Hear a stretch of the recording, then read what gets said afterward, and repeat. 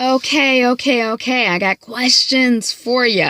What opens with a drug deal going down as Ash and Preston try to question Joey Grant's dad? Joey Grant is the young kid who was riding the pedal bike, the bike you pedal, who had the jersey that Preston's brother's jersey on, and shooting cops showing up.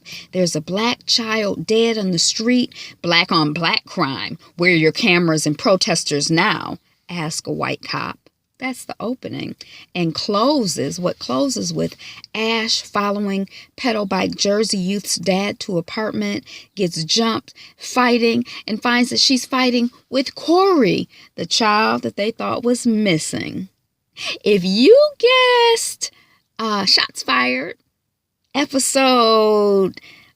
season 1, episode 3, hour 3, somebody's son, then you are correct. If you'd like to stick around for my review, my recap, my thoughts, and my commentary, please do. My name is Angela. The channel is Be Fabulous You. Thank you for listening, liking, commenting, and subscribing. Welcome and welcome back. All right. So again, the episode is called Somebody's Son. So we had some son action in this episode. Ash, we see her interacting with her daughter. Preston, we don't see any father-son action with him that I can think of. Corey Grant. Who is Corey Grant? Corey Grant is the young boy who was on the pedal bike who ended up being disappeared a couple episodes ago, the Jersey kid. Jersey as in he had on Preston's brother's jersey. I just said that, didn't I? Jesse Carr is the son, the white son who got killed in the street. He was 19 years old by the black cop. Joey Campbell is the black son of Shamika Campbell, who was killed, young black child. I don't know how old he was, 16, 17. He was young. So he's somebody's son. Black Beck. We see his sons a couple of times. Black Officer Beck, Deputy Beck, Sarah Ellis, the governor's aide, and Shamika Campbell. Okay, she's somebody. Her son is one of her sons is gone, but her other son is really just quite bright and charming and engaging. We liked him. He's 13, and he's a straight A student. Okay, so after they see the child or the person just shot down, they just laying dead on the street, shot up and everything, Ash gives Preston, prep school Preston, remember the DA, Ash and Preston are both from the Department of Justice, and Preston is a prosecuting attorney, or whatever, not a DA, but a prosecuting attorney. And he's the prep school kid who played baseball. So she gives him some counsel on dealing with death. Because I guess he's basically like, I've been to funerals, but all this, people being shot on the streets and just laid out on the streets. I'm not used to seeing dead people like that. I'm used to seeing them in caskets, on funeral programs, not just laid out on the street. We have a scene where the white cops are drinking pool and playing and hanging out. And there's some older cops there. And, well, you don't know who I am. Well, tell them who I am. And, it's kind of like some roughhousing in terms of how they're interacting with each other. And then there's, it's kind of fun and games in a way until an older retired cop feels that Beck should be fired and says something. I guess this is supposed to be the white cop that's supposed to be his friend, who I don't yet recognize when I see him. But the older cop says something to him about your black boyfriend. So, after that, it's kind of like, it gets a little tense. They might fight or argue or something like that. We see Black Deputy Beck with his wife and his kids. She's stressed. She's trying to get the kids ready to go to school. The press is outside. Her son has put on a shirt she ain't tell him to put on. Go back in the house and put on that shirt I told you to wear. Your daddy will be here in a second. The father comes out, Black Officer Beck. And he's like, looking kind of away. And she's like, you thought about seeing that psychologist? And he like, my department turned on me. I think that's what he said. Is a psychologist going to help with that? And it's like, no, but it might help you with dealing with it, and the stress you under. I don't know. And then he says, drive the boys. He wants to run to clear his mind. So she already looks kind of overwhelmed. So, I guess she's not getting enough support. That's how it looks to me. They just both under pressure. We see Ash on the phone. They're outside of Pastor Janae's church. Her lawyer is informing her that they got permission for a scheduled call with her daughter. And Ash is not really all that. She's excited about it, but she's kind of annoyed because she feels like I shouldn't even have to ask for permission. Pastor Janae, they're asking her once Ash goes in, she and Preston are asking, talking to Pastor Janae. And Pastor Janae is like, well, I offered Black Deputy Beck spiritual counseling, but he declined. And they're like, well, what do you know about him? She like, well, I know he the only Black face in the department. And then, they're like, well, have you known him to be aggressive? She like, all of the sheriffs are aggressive without being effective. And then, Ash, I think Ash is the main one asking questions. Is that why you started the hands of God? And I guess they lay hands on people. And she talks about, which I thought was interesting. I just read an article the other day kind of talking about community justice and community policing. And I am definitely one who feels like, it'll be a cold day in hell. It will be a very, very desperate situation if I feel that I have to call the police voluntarily for something. Because it's kind of like stuff can go wrong so quick when you're dealing with them. Or it seems like, things can go wrong so quick. So I think that there is something to be said for communities having tools and strategies and training in place to deal with issues like mental health, to deal with issues like autism, to deal with issues like domestic disputes, to deal with stuff without bringing the cops in. Because I don't think we're as likely to just, shoot each other first and then ask questions later, even though the propaganda is that, that's what happens. But, most people are rational and reasonable. It's just when the cops get the guns in their hands that they seem to be irrational and unreasonable. But maybe they are being rational. They're doing probably exactly what they're designed to do. We think in the propaganda is that they're here to protect and serve us, but they're not here to protect and serve us. They're here to protect and serve rich white men with property and power. So, they're doing their job, keeping us down, keeping us in fear, keeping us in line, so, that's a whole nother conversation. And then she says, well, is that why you started the hands of God? Like you vigilantes. And, Pastor Janae don't really have much to say about it. And then they ask, well, where's Corey? And she's like, I don't know where Corey is. But she like, if you want me to, I'll ask around. There's a car.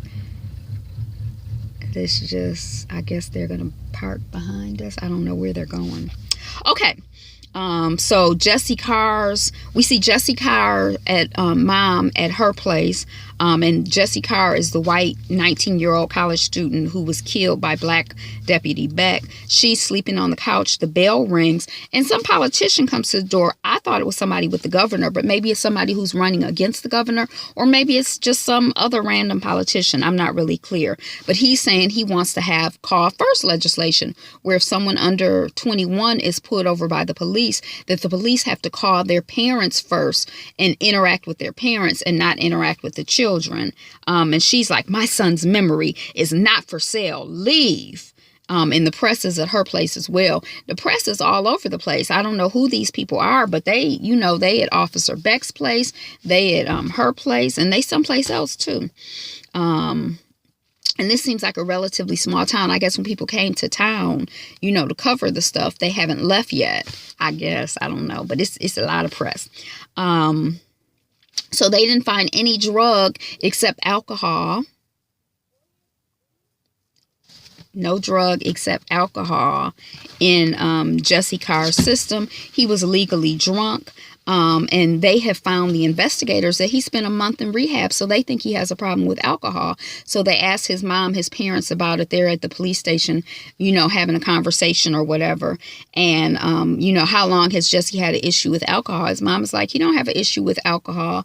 And they're like, well, he went to rehab for a month. And she like, oh, well, his father is an alcoholic, has just been clean for 6 months now. He's been out of the picture for 15 years. So as soon as I saw any sign of if anything, we put him in rehab. That's right, Bella. Watch them people.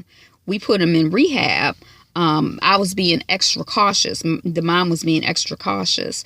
But, no, he don't have no issues. He was cool with adjusting to college. And the dad is like, well, he did reach out to me, for some help with adjusting to college. And the mom is like, what? I didn't know that. Why didn't he call me? Well, he didn't want to worry you. And people reach out to different people for different things. You're not going to know everything about a person, mom. And she, because they're asking about the alcohol in his system and alcoholism or whatever, she's like, all you care about is protecting your own, as in cops. That's why you're trying to drag my son. She don't say drag, but that's why y'all trying to drag my son. Okay, so that's the end of that scene. Then we have the black restaurateur, Mr. B. Is that his name? We're going to go for B, for Black, Mr. Barbecue.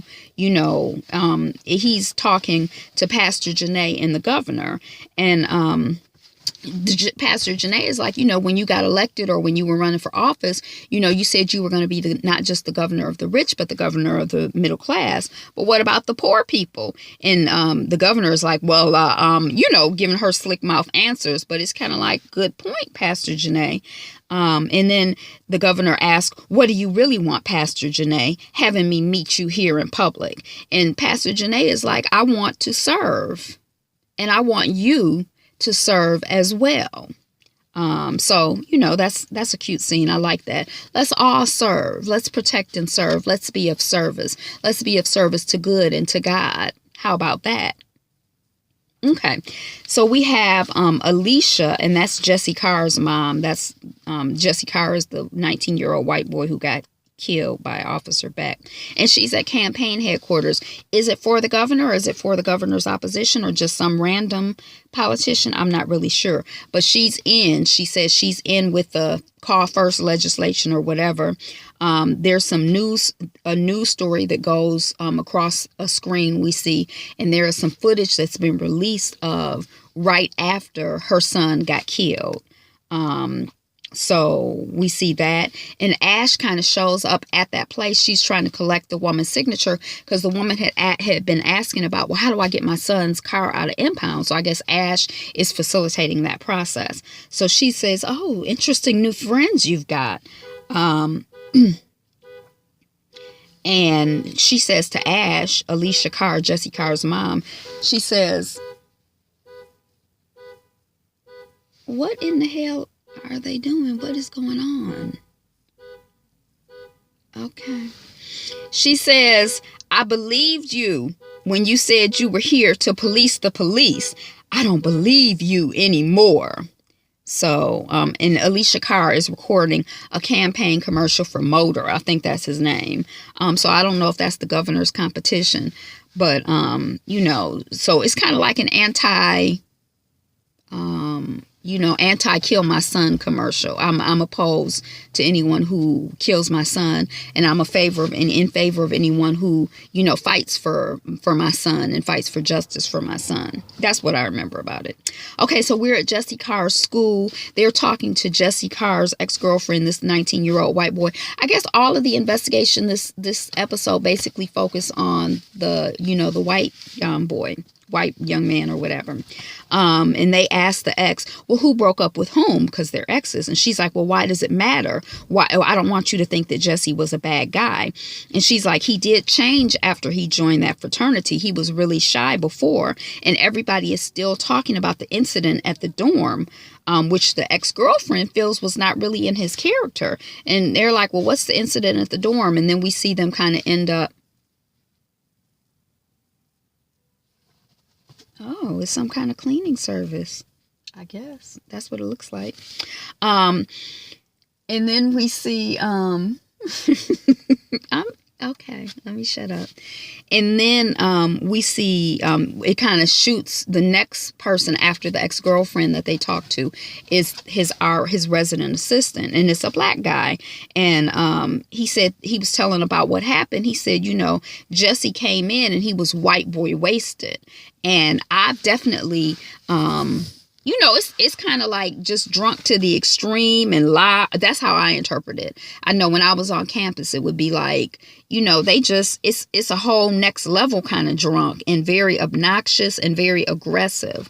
But he said he was a white boy wasted. I love that expression.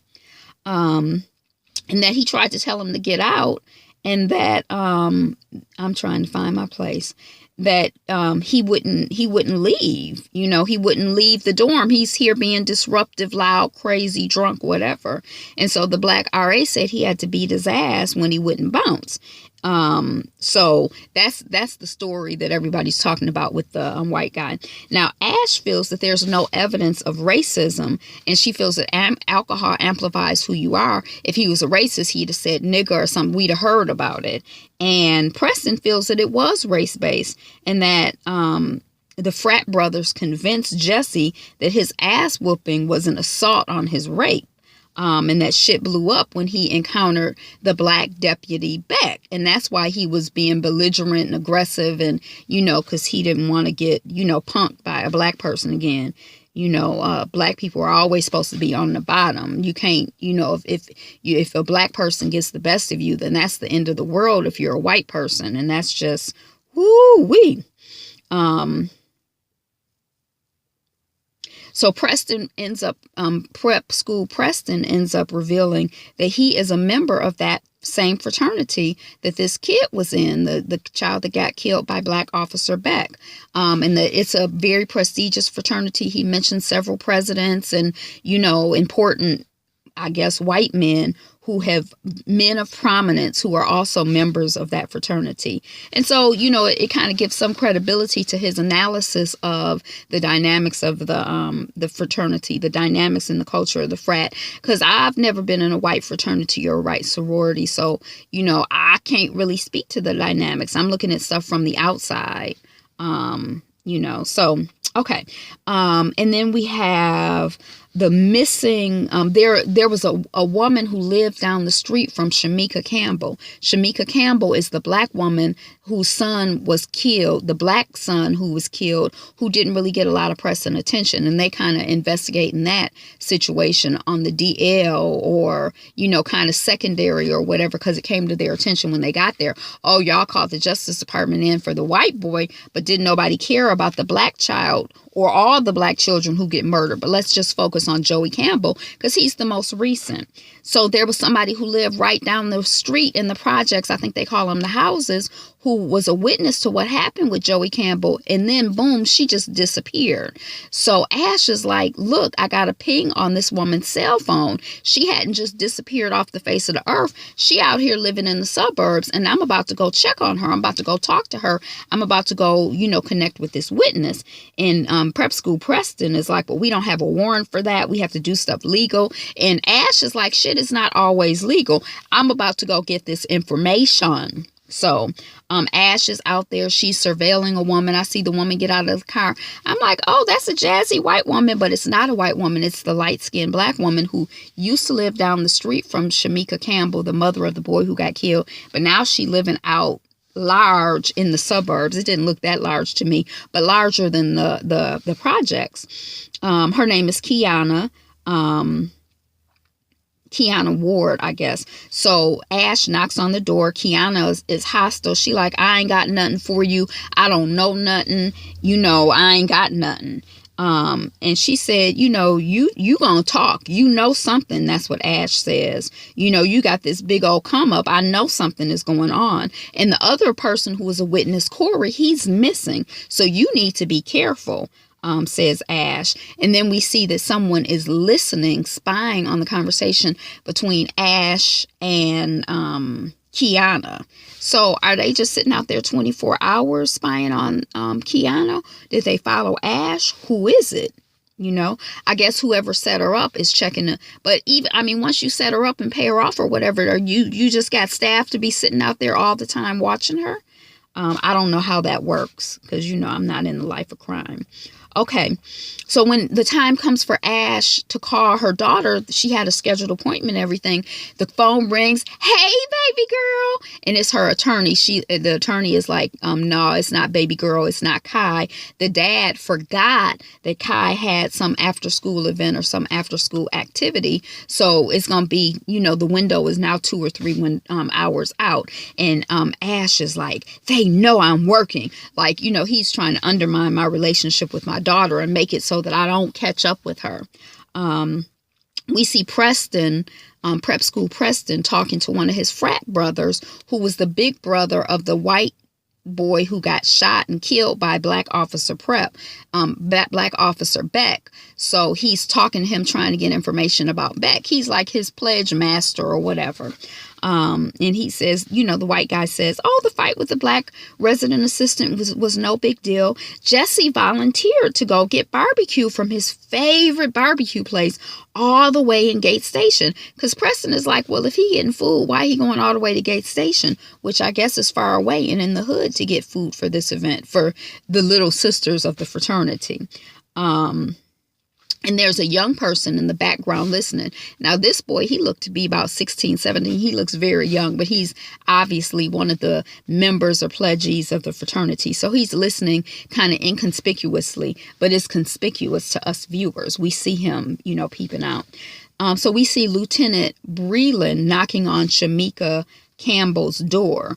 And she is very dry with him and wants to know what it's about. And he's like, you want to share anything else about your son? Because I guess word has gotten back to the sheriffs in town, the all-white sheriff's department with the one Black Officer Beck who killed the white person, that Shamika Campbell has been talking to these black investigators from the Department of Justice. So he's basically going to, check that. Don't be talking to them. If you have any information, give it to me.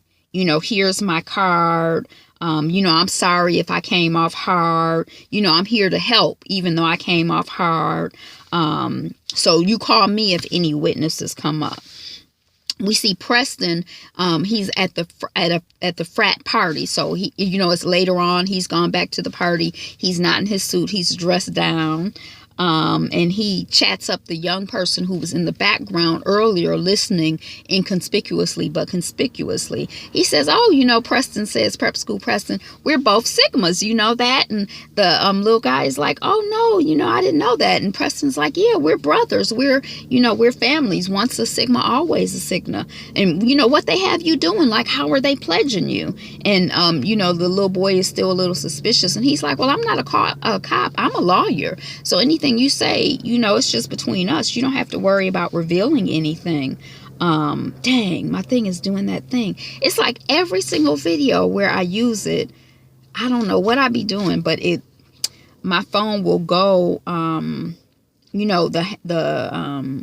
when you don't use your phone for a long time, the light will go off, and then I hit the screen to turn it on.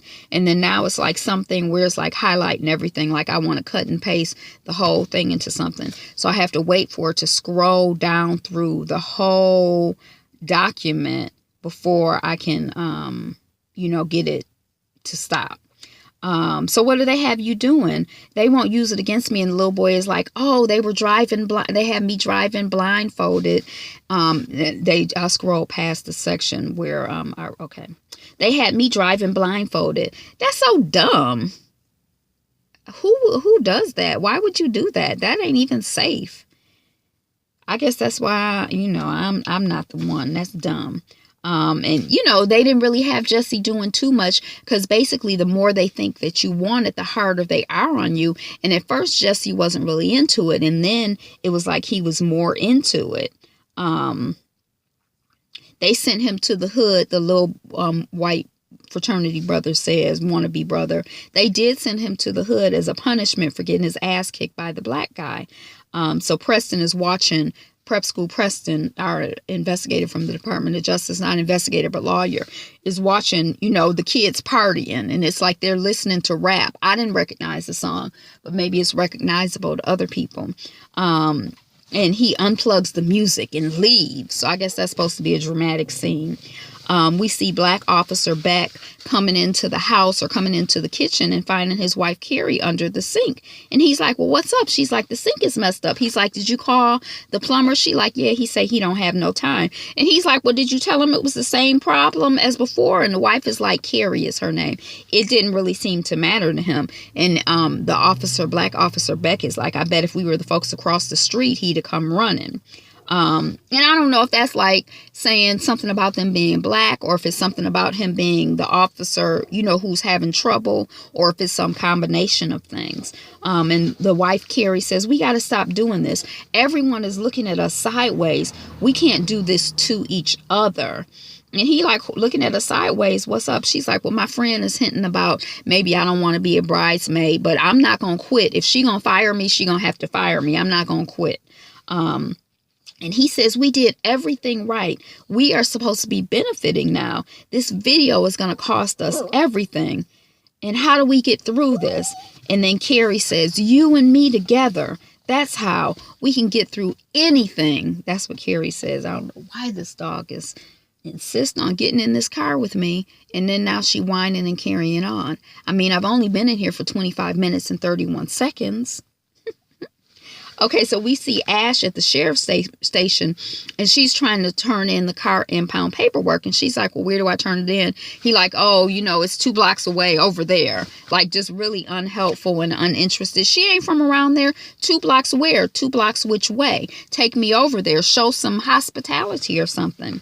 But anyway, she sees Corey Grant's dad there reporting his son's missation. She's so cute. Hey, the Belaruski. Roo poo poo. So Ash ends up following him, and she's talking to Kai on the phone while she's on her way while she's following him. She's working, she's multitasking. So, they're chit-chatting and everything is going well. And then the girl says something in Spanish, and Ash corrects her. And then the little girl says, well, so-and-so isn't around. And then Ash says, well, if so-and-so isn't around, speak English to me. And then don't blow off your appointment with me to go shoe shopping. And I'm like, well, gosh darn, this is a 5-6-year-old child. And I felt kind of attacked. And then the little girl starts crying. And then Ash is like, why are you crying? And then Javier, who's the baby's daddy, gets on the phone and he hangs up, which, we kind of get a hint here, or more than a hint, of Ash being a little cuckoo crazy. Like, what's up, girl? I mean, who does that? That's a baby. Good Lord, that's your baby too. So we see Preston and Sarah. Sarah's the governor's age. They're at a baseball hitting cage place. He's a former pro, almost pro, great baseball player.